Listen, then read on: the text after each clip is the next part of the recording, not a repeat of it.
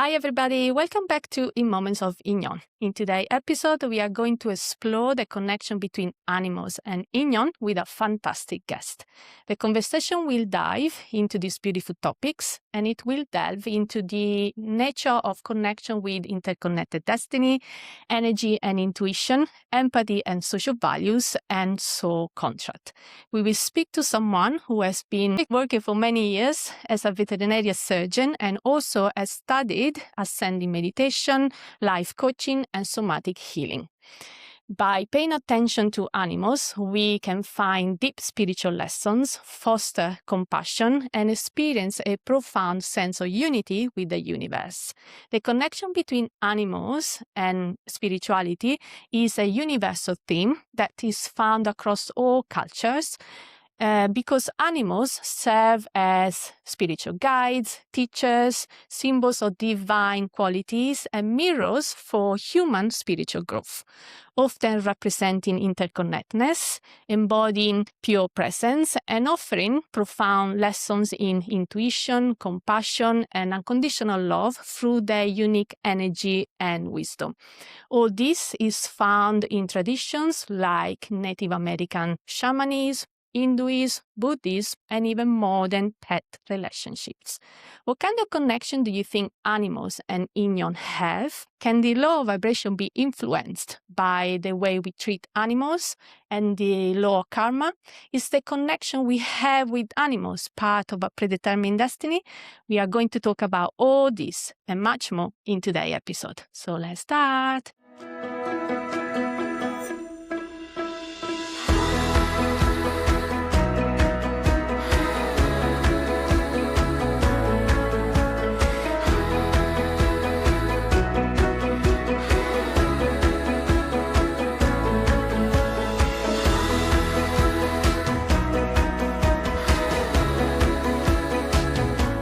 All right, you guys, welcome back. Before I introduce our guest, let me just remind you to press the subscribe button, like our episodes, leave us a comment. It really means a lot and it keeps me motivated.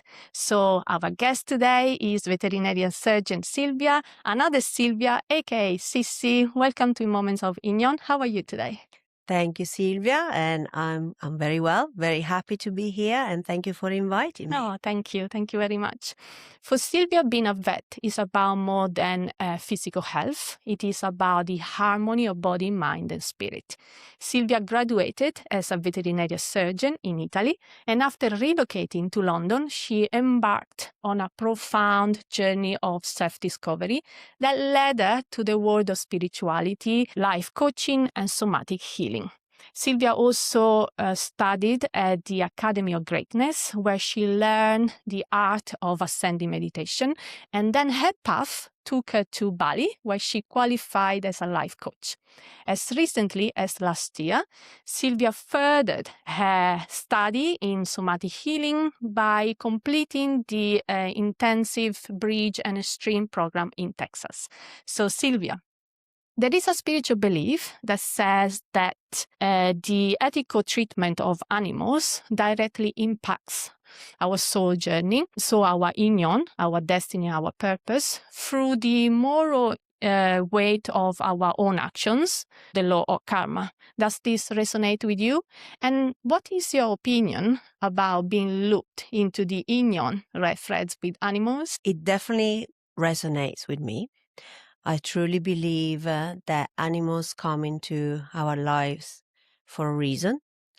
And I can see the Inyeon red thread kind of daily, I would say. And funny enough, I have a very recent example of this just happened yesterday in my life. So it's absolutely an appropriate topic, I would say, for me, because I'm just fostering a little kitty that has been abandoned. And yesterday I went to work and I found him and I decided to take him on board because he needed a place to stay for the next couple of weeks. Oh, how beautiful. So, yes, I think that we were supposed to meet. And yeah, it's one of the many stories that probably I can go for to tell you about all the connection that I can see between myself, humans, and animals in our lives.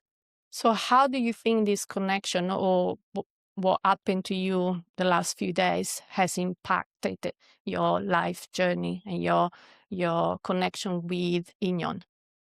I would say that because we are all in need of connection, creating those little moments where a small animal like a cat can enter your soul and can give you what you need in that exact moment is definitely aligned with the Inyeon connection. Is just receiving what you need, connection, attention, love, and giving at the same time. So I'm giving him shelter, I'm giving him safety, and he's giving me love and affection, and it's just like delightful.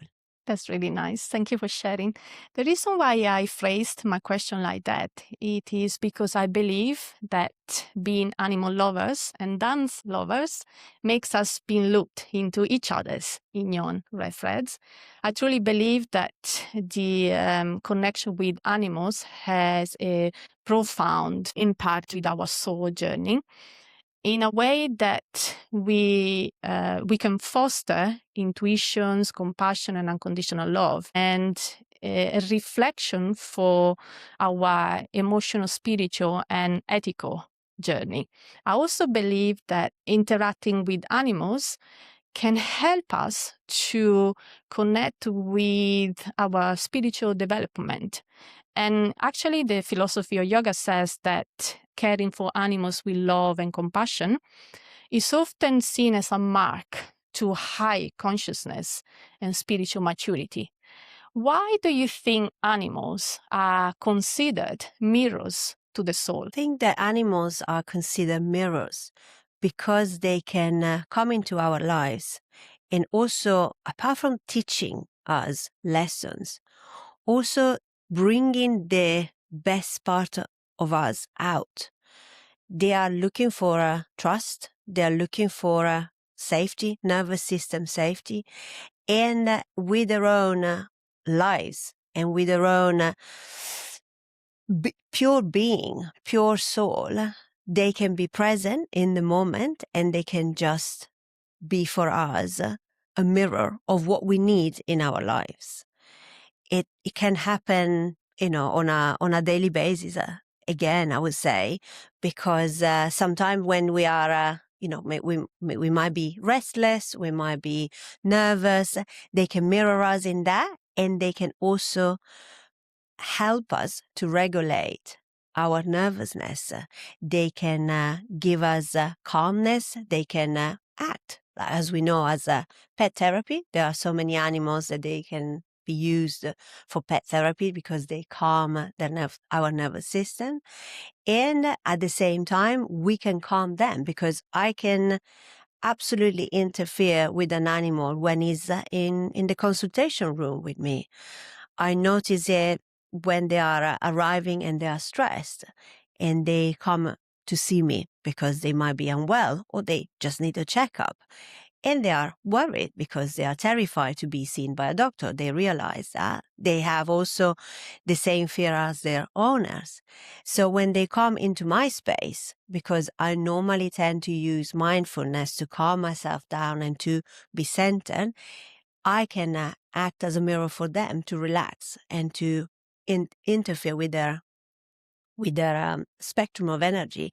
So we calm each other down, and we help to smoothen the consultation. It's very beautiful what you just said. I truly believe that they are reflections, like you just said, of a person's inner characteristic and potential.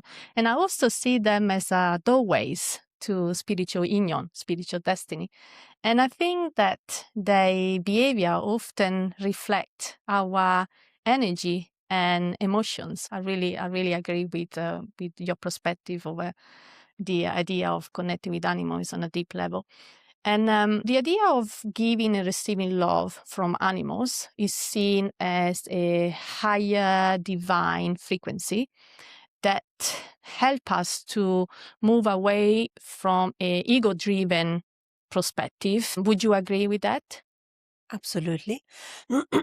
I truly believe that animals are ego dissolvers because they are in their presence.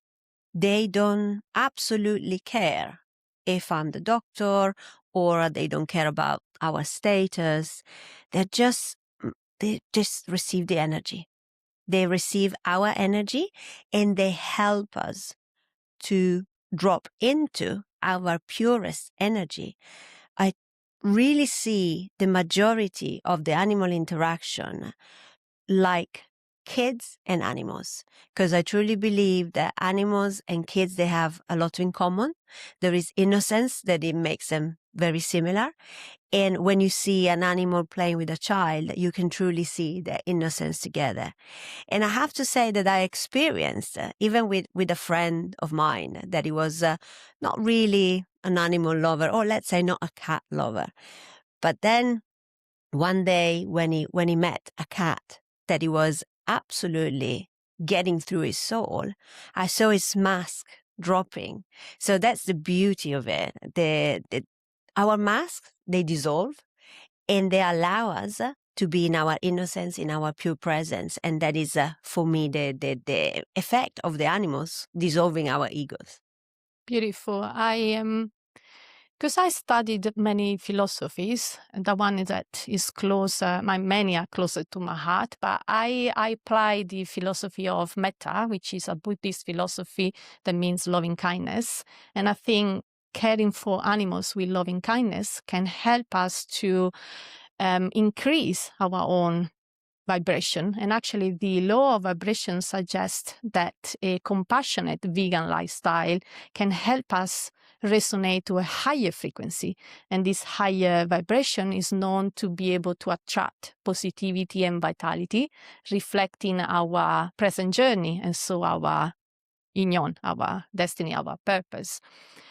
Because you study ascending meditation and somatic healing, do you have something closer to the philosophy that you can mirror into the way animals should be cared for? I think that the point is the compassion. Yeah. So the compassion and the kindness towards animals, it reflect on the compassion and kindness towards other human beings. And I think that to evolve and to live into this destiny, like the Inyeon and the connection amongst human beings and animals, what we need to consider is to train the muscle of compassion. Because compassion is not like just a pie, is a muscle that if we do not train, gets into atrophy. So ideally, training the compassion muscle, looking after animals and putting them in a position of like being fully cared for, because they're innocent being. So that is definitely my idea of like evolving and let's say using inverted comma animals to then help our soul to evolve and to create an interconnected empathy that is going to help us to also improve the connection amongst human beings instead of creating division, as we well know and witness. How would you train the muscles of compassion? For me, is very easy because, of course, in my job, I see every single animal that I treat as my own. So that is one of the feedback that I receive most of the time from clients, because they realize that I treat every single pet that it comes under my care as my own. And that is putting them their interest first, and using the same love and kindness that I would use for myself, for my family, for my own pets, for the people that I care for. I'm naturally a compassionate person, and I think that for me is much more easy. But I would probably say that if everyone is able to connect with their own pet without mask and just being present in that moment, it will come natural. Metta is an attitude of benevolence towards all beings. And it's not just an emotion, but it is a cultivated mental state in which our attention and concern are directed towards the happiness of others. And for others, humans have to understand it's not just for humans, but also others is animals and the environment.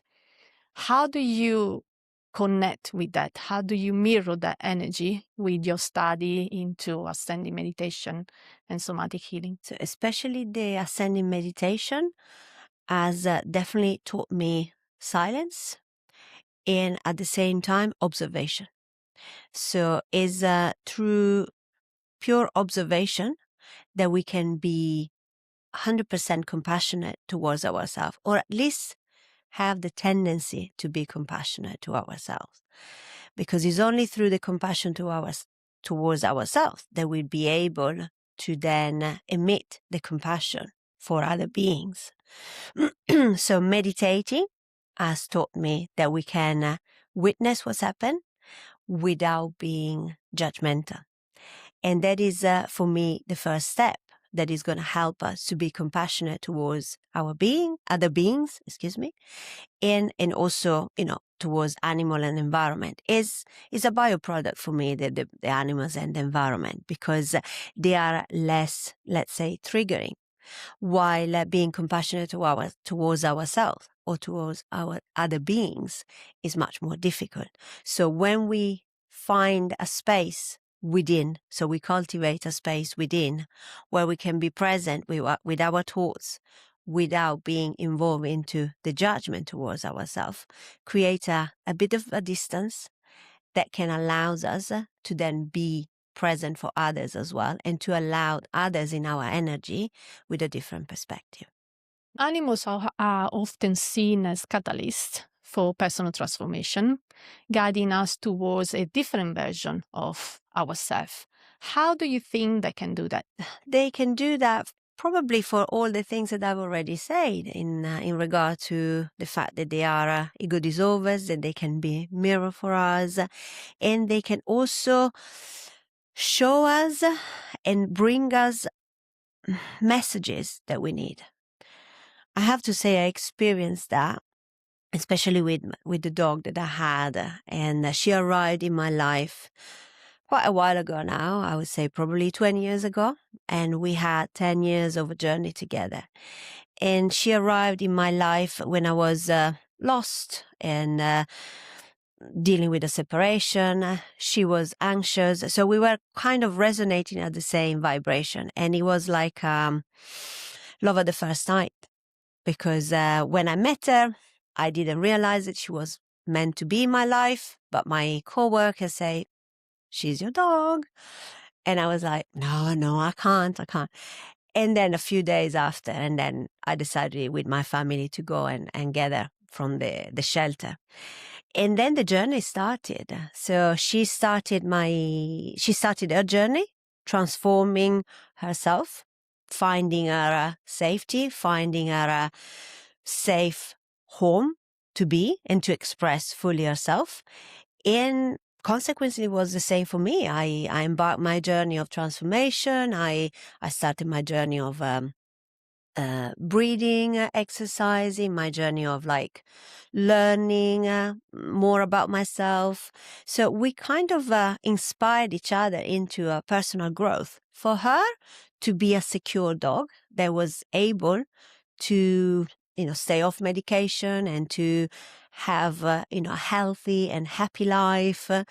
And for me to be a better person, helping her and also growing myself and growing my inner knowledge and my self-development started at that point. So that for me is like a typical example of transformation when an animal comes into your life through Inyeon. I personally believe that they can guide us towards many different higher versions of ourselves, because there is never one version of us in any situation in life. By, for instance, connecting with unconditional love, like you said, but also encouraging the present moment awareness, and the idea of fostering that emotional growth. But I also believe that by promoting mindfulness, and a sense of just being and be present are very important element towards it. Because animals also live in the present moment, untroubled by thoughts of the past or future. And by closely observing them, we are often brought into a state of what in yoga we call no thoughts, a connection with mindfulness that encourages us to give in, to surrender to the present moment. And that's what yoga is all about.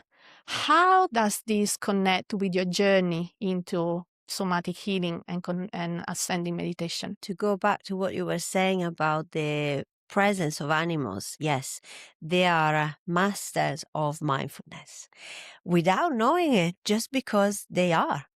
They receive the sunshine on the fur. They just breathe. Like it's so curious to just watch a dog breathing, is with his eyes open, gently breathing, without thinking of what happened yesterday or about the trauma. That they're just present. Or a cat when it stretches in the sunshine is just such a beautiful image of seeing an animal completely there. And I see that, as I say earlier, at work, I got so many examples of animal at work when they are shaking their energy off. They are nervous, they're stressed, but then they go on the floor, and especially dogs, they give it a good shake and they're back. They are centered again. And that for me is like, as I say, is the mindfulness of being able to reset. So for me, that is a connection that I managed to discover studying somatic healing and experiencing, because with somatic healing, you drop into the body. You are just in your body. And it's connected to what you were saying about yoga, about the mindfulness and the no thoughts, because you leave the thoughts aside, just being present in your body. So that has, for me, created a new doorway to evolve even more into a version of myself where I've been able to finally be in my body, regulating my nervous system, same as animals do. So that has been like a really ha-ha moment, because I describe my life before and after, because before the somatic healing course that I had in Texas last year, I was a different me, and now I'm a different person. I'm the after version of myself, and that has linked me to reflect on all the experiences that I had, also witnessing animals being in the body all the time. So that's why, for me, they are like the master in meditation and mindfulness. For me, when it comes to the connection between animals and healing, a very important role is played by the brachial chakra. And I would like to share with the audience something and see what you think about it. The brachial chakra is the animal's main healing center. It connects to and activates all the other chakras. And it actually can bring about all body healing.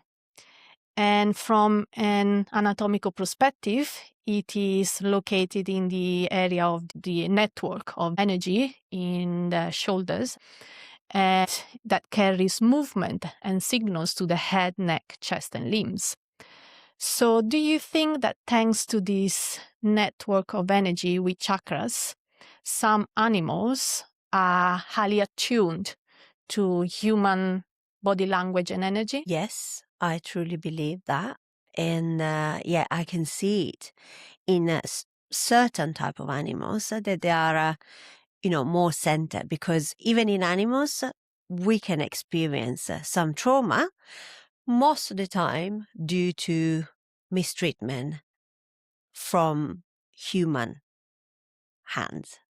So when they are mistreated, they need our help to then regulate themselves. And that is what most of the time I tend to do in my job, because I help them healing, like from medical condition. But of course, there is a big component of behavioral healing as well. And that's why, I got an approach that is holistic. And at the same time, there are animals that they can be their therapists, our therapists, excuse me, with their own, alignment through their own chakras. And those animals are the ones that they are the most calm and regulated. And I can see that they have an effect on human beings that they are dysregulated. I have a real life example as well in that I was discussing with the owner of a cat cafe that I am the vet of, especially with people that they have autism, sort of autism forms of disorder. The animals are absolutely the cure to regulate them and to allow them to finally come back to a state of like socialization and also connection, because the person that is affected by a disorder with an animal that is helping them to be themselves, they can open up, they can start to talk, they can start to, be in a state of like healing, let's say. And it takes a while, but then session after session, they can have, a re-regulation of their disorder through pet therapy. So it's well proven, and it's just like so magnificent to notice that animals, they can, through their own alignment in their chakras, because they are energetic being like we are, they can help us to regulate us. Going back to the brachio chakra, because of the network of energy that connects with it, which is the animal human bond, emotional bond, it can foster trust, but also it can foster mutual healing. I truly believe that animals, like, I'm sure there are many, but I think like dogs, horses, elephants, for the people who know me, they know my big passion about elephants. I think they are really attuned to our energy, provide us with a very straightforward, immediate, and non-judgmental feedback. When, for instance, we are relaxed, they may be able to calm down, but if we are tense, they might become agitated. And that shows us our inner state in real time. And that's, I think, is very beautiful how you articulated the idea of bringing mindfulness into calming the nervous system. Because the safety and presence of a calm animal can help us regulate the nervous system, and teaching our body what safe feels like. And that's what therapy calls co-regulation therapy, extending this kind of awareness to other relationships too. How do you feel about that? I feel that there is absolutely a connection in that sense, and is even like in a medical term is isochronal resonance. So the heart rate, our heart rate can sync up with our pets. So that means that if we are calm and if we manage to lower our level of thoughts and feelings, an animal that is stressed or worried or traumatized can manage to get into a safe space and lowering their heart rate and attune with us. So that is like the co-regulation that you've been talking about. So it's this resonance amongst beings in the same energetic field. And at the same time, of course, if we are agitated, and I see that on a daily basis, if we are worried and nervous and, we're fearing what the vet is going to say about our pets, then the pets become much more alert and worried and stressed. So there is the regulation that it calms them down, but there is also the same resonance of like vibration that they are like towards lower vibration, like fear or anxiety. So we are in the same field. That is telling us that there's no just good vibration or bad vibration, but they are vibration. And we are vibrating in the same field as animal. So that is something that we should consider in our daily life, because it's the same principle with animal that applies amongst humans. That's why many times we have also troubles with humans, because we are all lost in our thoughts and feelings. And the thoughts and feelings and emotion are interfering with the interaction that we have with other human beings. I totally agree with you, and I think it's a mutual relationship where, for instance, I always thought that a calm animal can provide a safe, grounding anchor, helping to reduce cortisol and increase oxytocin. At the same time, humans can try to understand and maybe connect with those feelings, create a safe environment for both ourselves and them. And on the other hand, I think that humans, by staying calm and present, they can help their pets managing stress and anxiety by building their confidence and a sense of safety. We are humans, yeah? So we have consciousness, and we can work on ourselves, and we can be mindful about how much we can impact other people and other animals and the environment as well. So it's absolutely our responsibility. I think there is the need to talk about responsibility, because this is a game of responsibility.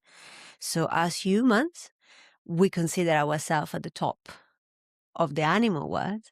So if we consider that, we should then provide the best environment and the safest environment for the animals that are on this world and for the environment itself, rather than just use it and abuse it. Because I truly believe that, many humans are unaware, and yes, they probably are on their own journey and on their own evolving journey, or maybe not that evolving at the moment yet.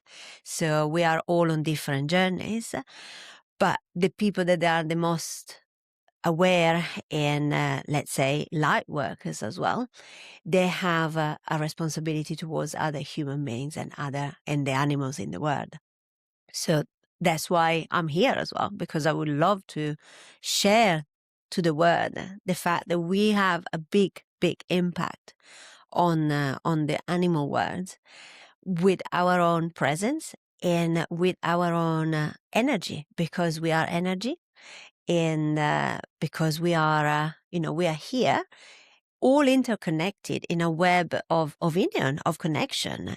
We are all connected, we are all one, and it's as weird as it sounds, we definitely have absolutely an important role in each other's lives, like me and you in this moment. And I'm thankful to be here for this reason.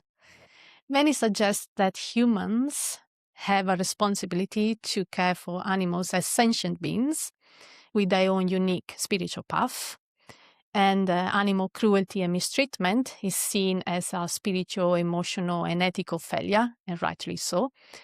Why do you think it's important to recognize and address this and see it as a moral weight for our shared future? Moral imperative for our shared future? Yeah, because I reconnect to the idea of the compassion. Because if we don't recognize that we are all interconnected, we don't recognize that the damage that we create on animals, it will be, obviously, it will have a repercussion on us as well. Because, the fact that the world is, the environment in this world is suffering as a consequence on the animals. The animals are suffering, so it has a consequence on, all the different environments on this beautiful planet, and consequently has an impact on us, because we're not going to be able to live in a planet where the animals are not present, because we are in need of interconnectivity amongst the different realms, and not only amongst humans. So it's absolutely necessary bring awareness and shed light on this topic, because we need to interrupt all the cruelty on animals, because absolutely we are delaying our evolvement as human beings, as a species, and we're gonna create, damages that they are potentially irreversible on this planet Earth. I think many people don't know that cruelty to animals can create a negative lower vibrational energy that can hinder our soul growth. And the yoga philosophy says that we should connect with the principle ahimsa, which means non-violence towards any living form, any living beings. And driven by the belief that animals have a soul and that they are part of the same divine consciousness as us and are part of the cycle of samsara or reincarnation, which means that a soul can move from human to animal form. Therefore, we should look after them with love and compassion and, and kindness. How do you think our divine consciousness can connect better with the principle of nonviolence to help our shared future? I think that applying the non-violence is something that it should be taught to us since school, since nursery, to be shared with young humans, and absolutely having that as a concept that is applying to our daily life can be then taken to the spot of making sure that we are treating the other animals like ourselves in the best way as possible. Saying that, I think that reincarnation is something that is a concept that can apply to my life, even if I'm not 100% sure if it's something that it will happen or not. But I am absolutely sure that animals have a soul, because when I see them in their eyes, I can see their souls.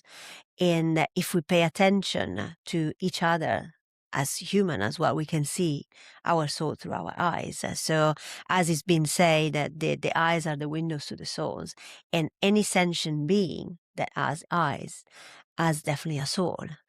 And so applying the non-violence, it will be something that it should, absolutely be in our lives on a daily basis, like, eating healthy, or drinking water, because it's something that it has to be normalized, as I say, since young age, to then be able to support each other's as humans and to also support the animals as brothers and sisters. I think that creating a deep, respectful bond with animals can help us connect with the world around us and so our shared future. And that also helps us to connect with a sense of oneness with life itself. And that brings us closer to a higher spiritual and lighter frequency. That's how I see it. Maybe it's very idealistic, but that's how I like to see it. In Native American traditions, animals are revered as totems or spiritual guides. Many believes that animals and humans enter soul contract to help each other evolve, where the animal's behavior often carries profound messages as soul pets or spiritual guides. Do you think this is part of the Inyeon journey? Yeah, I think that is part of the Inyeon journey as well. And I think that sometimes, most of the time we consider ourselves pet owners, but we should consider ourselves like students.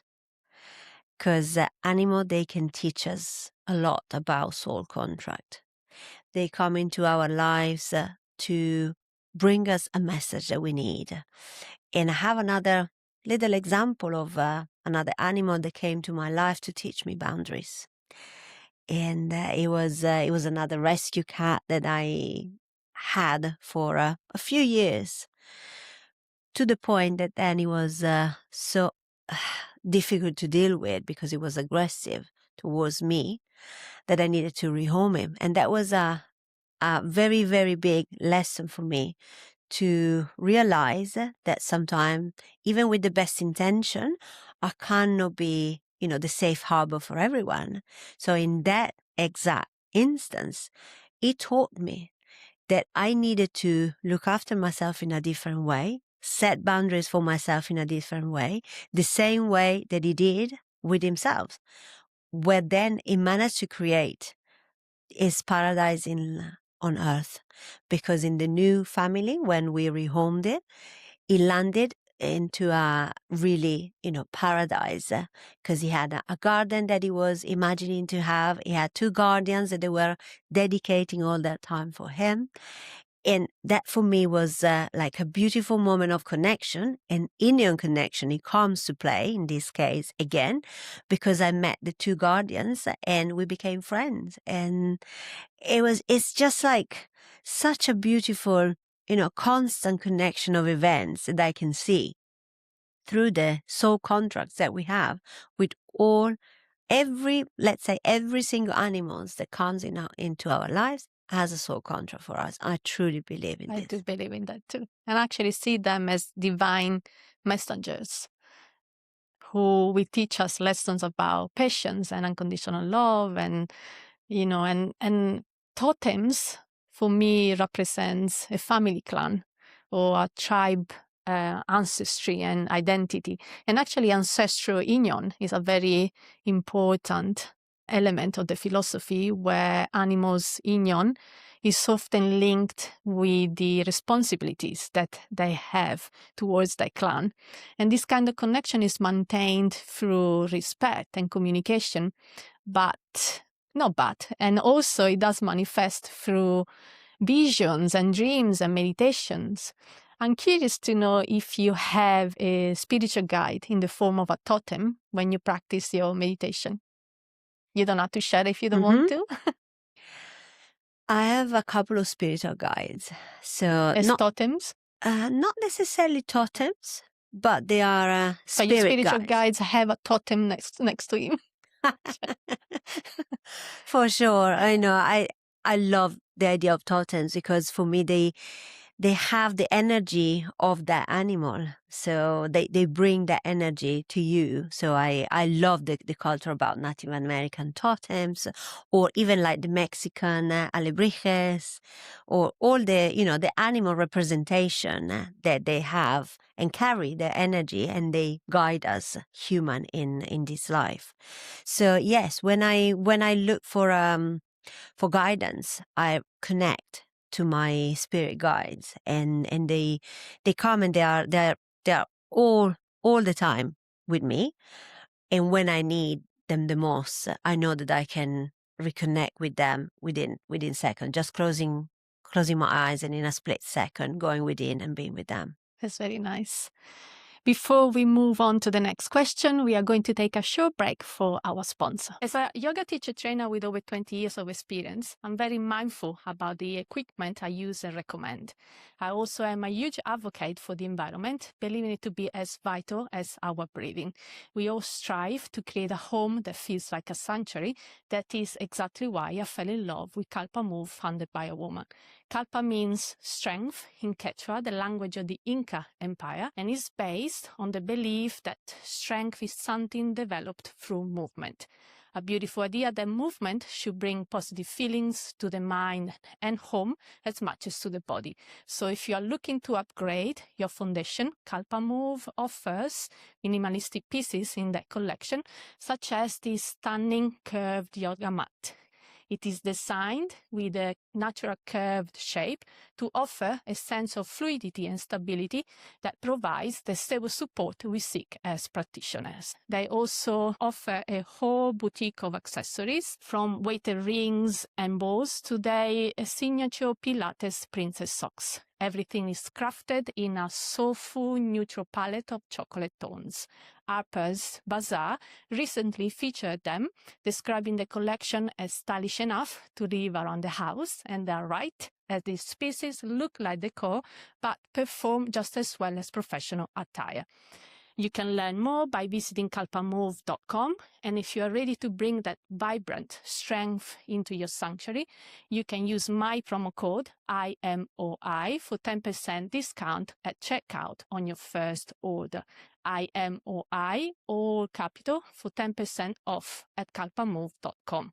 You can also find the link in our episode description below. Let's bring awareness into mindful movement. All right, you guys, welcome back. Silvia, outside of surgery, you recharge yourself in nature by staying active through sports. You love art and to express your own creativity as an amateur dancer and singer. I'm curious to ask you a question about dancing Kizomba. For those of you who don't know, Kizomba is a partner dance that originated in Angola.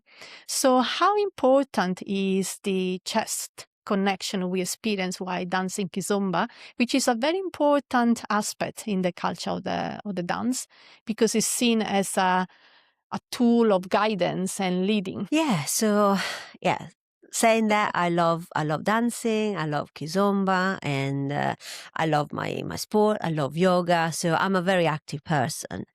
And the dance is a word where I can be the human present instead of just being the surgeon that does. So I drop into my being, and especially being a woman in the couple dancing, let's say that a woman normally is the follower, even if, we learn to lead and we love to exchange roles. But on a traditional Kizomba, a woman is a follower and allows the leader to create that connection through the chest. So basically from two entities, we become one. So we are in the oneness of the connection, of the flow of the dance.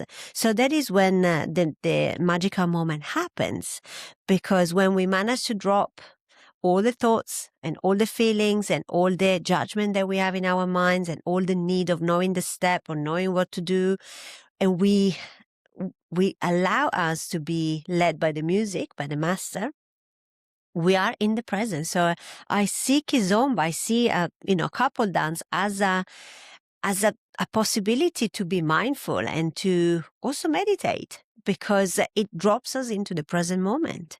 So two people become one and they are in a flow. So in a magical creation of a flow on the dance floor where everything else become unimportant and you're just in there. So I truly believe that there is like an Inyeon connection between the two souls that they are dancing together. That's why I find it really fascinating. Then I love the music, I love the culture of Kizomba. That is, a different story. But yeah, the couple dance has this particular ability to bring us back into the presence of the flow of the dance. That's beautiful. To me, it's a non-verbal communication. And actually, for me, any art form is a language without words. And that helps us to connect with our self-awareness in a multidimensional way, fostering freedom.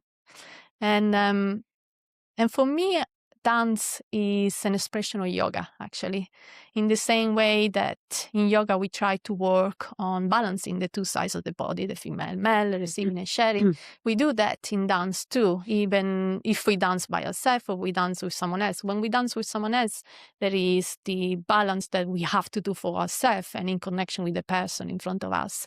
And that, for me, helps us to connect with joy and healing through breath, a closed chest connection, and goes beyond just the footwork into a more maybe like soul meetings. And actually I was thinking the other day that this nonverbal communication is what we use with animals too. We touch and gaze. And in music, we have, in dance, we have the music, like you just said, the master. Some of the some of the Kizomba teacher will be very happy that you mentioned that. And with the bond with animals, the philosophy of yoga says that we have the emotional music in our voice.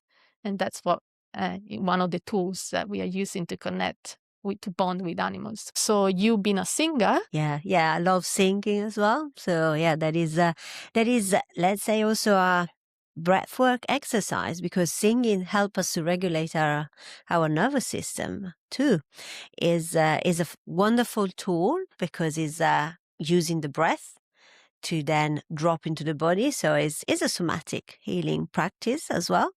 And as you say, is a vibration. So linked to that, I got the idea that, apart from what we sing, but also what we say and the word that we use and the language that we use as a vibration. And that is our basically passkey to then connect with other people, of course, but especially with animals. When we talk to them with non-verbal communication, or even with verbal communication, because they truly understand us, and it goes, above and beyond what is the language and the different languages. And we're speaking in English now. We're both from Italian background, so we use different languages. We talk different languages, but that does not matter when we are in connection with animals or when we dance.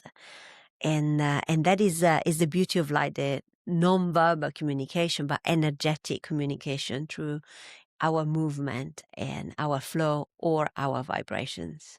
Thank you for sharing that. So you are exploring new ways to impact lives, sharing your connection with mindful living and compassionate care. Would you like to share with us a little bit more? Yes, because I'm on my personal journey of becoming a practitioner that, rather than curing or fixing, wants to basically heal through holistic approach. And in all this holistic approach, we have somatic healing, because we have dropping into the body and getting what the body wants to say. We have the flow of the dance as well, because even having to deal with an animal is a sort of a dance. And at the same time, we also I look at the environment where the animal is. I look at the person that the animal deals with, and I try to have as I say, an holistic approach to then allow them to heal together. Because I truly believe that when there is an illness in an animal, there is definitely some problem with the human, with the carer as well. Most of the time they reflect the same illnesses. This is very spooky, and I notice it many, many times, but most of the time animals, they replicate the same disease as their owner, because they are in the same energetic environment. And in that sense, if I help the animal to heal rather than to fix an issue, I can consequently help their relationship with their carers, and I can help the carer to also be more aware about their impact. So it's again an Inyeon connection amongst me, amongst the animal, the pet that I care for, and amongst the carer, the animal owners, or as I say, the student. So there is this interconnectivity, and the Inyeon is the web that connects all. I just thought of a quote by Friedrich Nietzsche, if I don't pronounce it incorrectly. The one that says, if you kill a cockroach, you are a hero. If you kill a butterfly, you are a villain. Morals have aesthetic standards. How do you think this connects with the way we treat animals? It connects through the appearance, yeah. And I truly believe that there is like a dualism that we all apply, because we are a being of duality. There is life and death. There is good and bad. There is ugly and beautiful.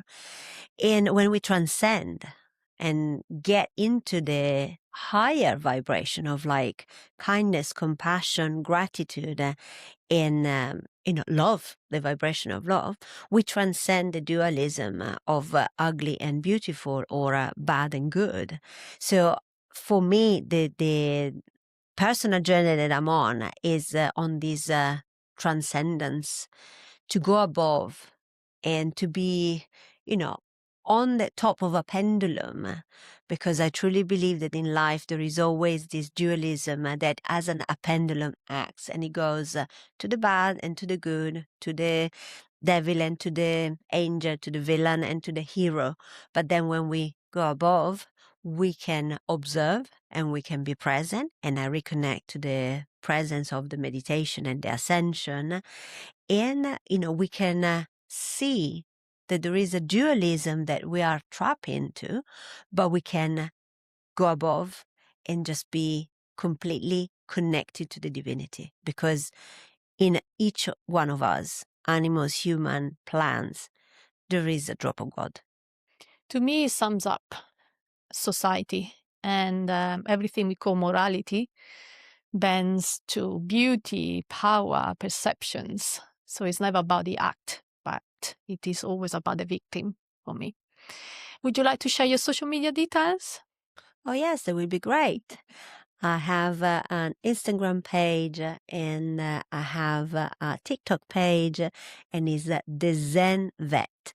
The _Zen_vet.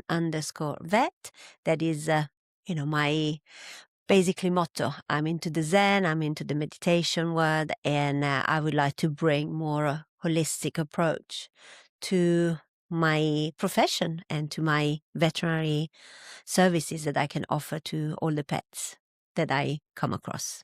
Thank you. Thanks. So now we are going to dive into the Little Without Margins segment. This segment was created by me to spread a little bit of magic, a little bit of imagination. And it is about asking very abstract questions regarding hypothetical experiences we would have with a body that didn't have a physical form. It was pure energy and wasn't limited by our five senses, which for me sometimes are our margins. So bear with me as I'm going to take you into a little journey. It's a very little journey. By embracing our inner animal, our instinctual, grounded, present self, we can learn to navigate life challenges with greater ease. This is often seen as a step forward towards fifth dimensional consciousness, which is a spiritual concept describing a higher state of awareness focused on intuition, unconditional love, presence, rather than a physical location. By integrating this instinctual, grounded energy of animal with a higher spiritual awareness, we can move away from an ego-driven, three-dimensional existence towards a more profound fifth-dimensional way of being, driven by intuition, unconditional love, and self-purpose. An Indian tale says that when a human dies, there is a bridge they must cross to be able to enter into the heavens.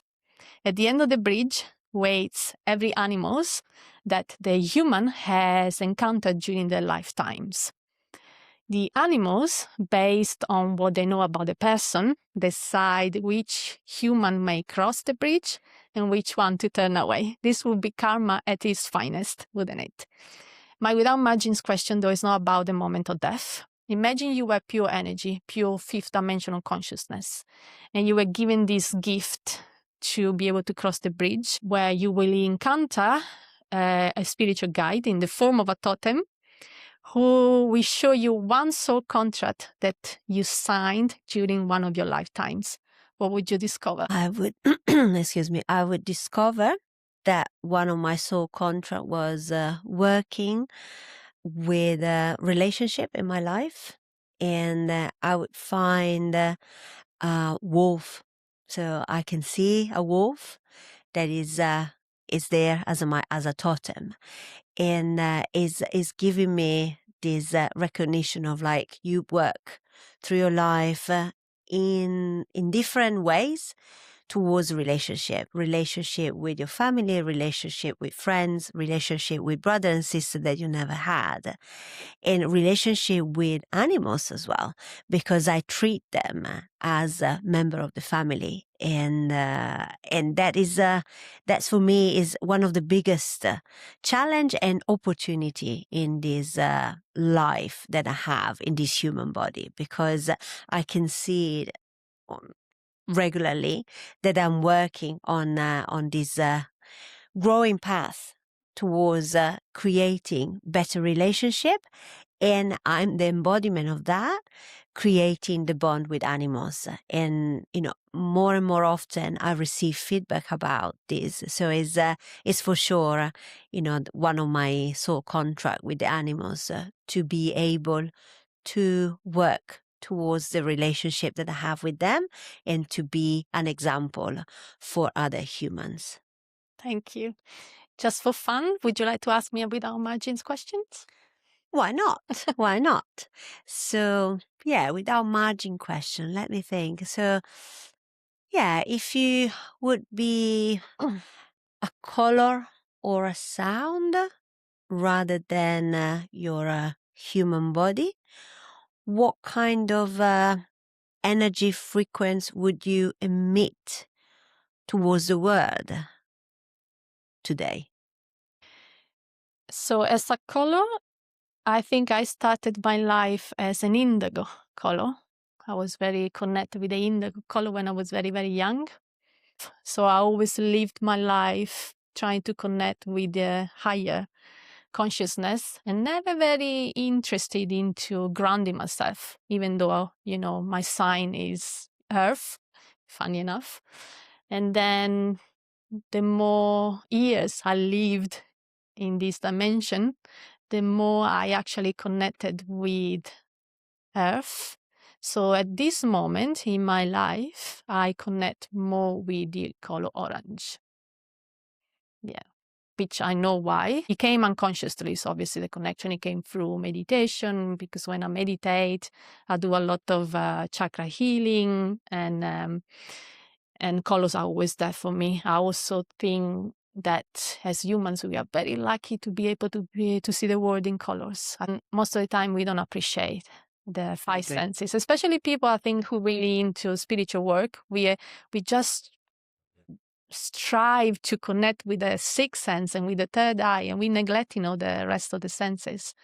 But yes, at this moment in my life, I think I'm very driven by the energy of orange. What is the frequency that you want to bring to the world through that color? Creation. That says it all about the podcast too. I have this passion about sharing knowledge of other people's too. That's why my podcast is not just about me sharing the knowledge that the universe allowed me to gain throughout the years, but I'm very interested of bringing the energy of other people into light. So it's all about, sharing each other's energy and light that will create a bigger light for all of us. Thank you very much for this, and thank you for having me, because it's been a privilege and a fantastic opportunity to be here. My pleasure. I was very interested to have you here, because I love animals. I actually think I am closer to that energy than humans. But it's funny because I want to bring the energy of humans into light more and more. So it was, I was very happy to have you here. Do you think there is a connection between your journey with animals, spiritual work, art, creation, and Inyeon? Yes, I think that Inyeon and the destiny is the web that connects all. And my journey with animals started as a child, because I started to, even my first word was in Italian, it was dog. I started very, very young to be connected with animals, observing ants and having cats that they were coming to give birth next to me when I was 3 or 4, connecting with dogs and being my friend. So that has been like the beginning of my life. And then the approach to art as well, through ballet. When I was a child, I approached art as a ballet. And then life has started to life in and to bring me into the mind, into the thoughts, into the judgment. And I disconnected from the art and from dancing, but I kept my love strong with animals, and I made it a profession. And finally, through animals, again, I reconnected to art, to the freedom of express myself through dance, through singing, and also now to write some reflective poetry, because I also do that in my spare time. Beautiful. Well done, amazing. We are going to take another short break for my book announcement. I wrote a children's book called The Puzzling World of Etta. It is the story of 9-year-old Etta, and it is a story full of thrilling and magical adventures with a plot that will take children and even some adults on a journey filled with imagination, creativity, friendship, respect, and family legacy. When Etta comes into possession of a mysterious jewelry box, she has no idea that her life is about to change forever. Hidden inside the jewelry box are objects, clues to solving mysteries and lessons in life. Each clue leads to a book and to a colorful adventure, and each book contains the answer to a mystery. The author is Yokoti, aka yours truly. It is a name that was given to me by a friend when I worked as a special effect makeup artist in films and TV. If you like to support me, you can find it as ebook on Gumroad and Amazon. You can find the link in our YouTube channel and Instagram and Facebook page. All right, you guys, welcome back. Silvia, do you have any final thoughts on the experience that you had today or the connection with Inyeon? What do you think about Inyeon as a philosophy, or what you thought about it when you heard about it? So my reflection are still alive, and I'm still reflecting about it, because when I received your invitation about coming here, I started to research a bit about the Inyeon, and I realized that is a concept that is in my life and is embedded in my life. So I appreciated so much the possibility of being here to then share my own knowledge, my own journey in life, and to bring more, as I say, share more light to topics that not necessarily are discussed on a daily basis, that they can be, into the spiritual realm and then be considered like not useful as, maybe learning how to do a job or how to, make a living. But I truly, truly believe that having the possibility of bringing this concept of destiny and Inyeon into each other's life is an opportunity to have more and more people that they get aware about their impact and their Inyeon in their own lives. So I'm extremely grateful, and I would love to, make sure that everyone out there is gonna learn more about it and be more mindful and present in their own life, because a life of presence is a fulfilled and blissful life. Thank you. I would like to share something with you. When I asked you to come and be a guest in my podcast, your reaction made me think that you were in a moment in your life where you were searching for opportunities. I don't know, your reaction made me feel like, oh, she asked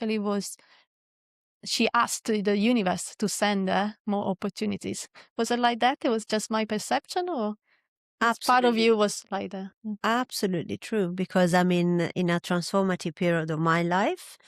And yes, it was absolutely an opportunity. I was creating opportunity for myself. For sharing. Absolutely. And then the idea of like being a guest on a podcast talking about animals, it created like a more light in my heart, because I'm a heart-led vet.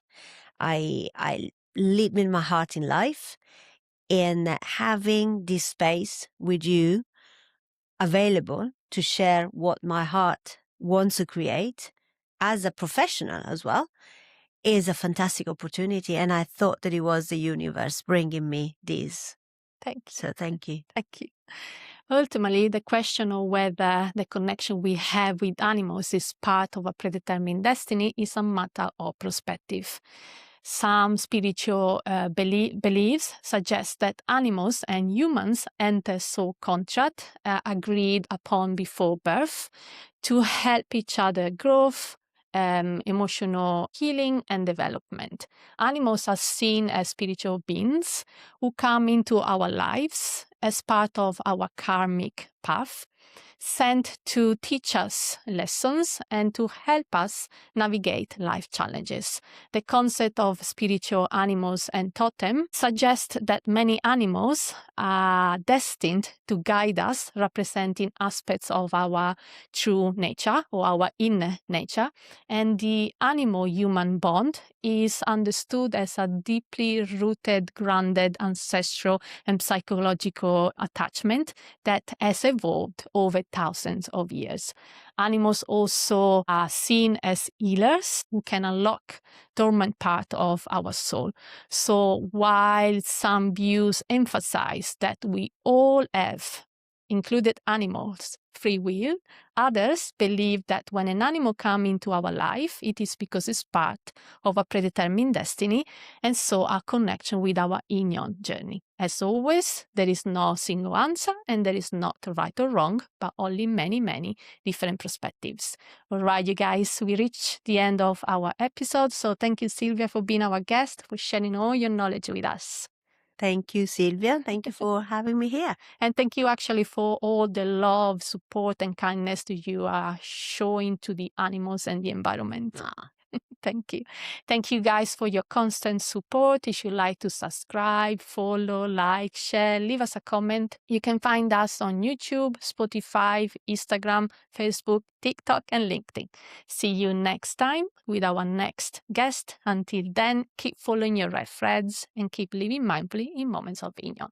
Bye, guys. Bye, Silvia. Bye.